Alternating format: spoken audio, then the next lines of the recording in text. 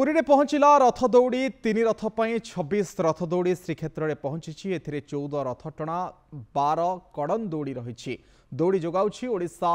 Car corporation एने श्रीमंदिर रथ तत्वावधारक Sudarshan makeup सूचना देइछंती। रथयात्रा पर रथ दौड़ीर लंब 220 फुट होइतिबा बेले एहार गोलेई रही 8 इंच से भली अन्य दौड़ीर गोलेई रही 4 इंच। आसंता जुलाई 7 तारिख में विश्व प्रसिद्ध रथयात्रा।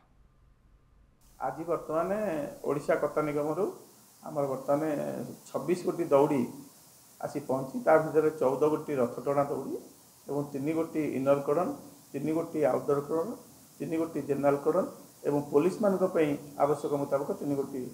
दौड़ी आमती मोट 26 गोटी दौड़ी आज आसी आम रथ टणा पहुँची एति टोटाल ये आसवा कथा बर्तमान आसी कता निगम कतार तैयारी खपुरियार तो गतकाली आम जाइलु बर्तमान रथकाटा चिरट संपूर्ण कर आसंता सोमवार ठार से कंटिन्यू रथकाटा चिरटा आरंभ हो।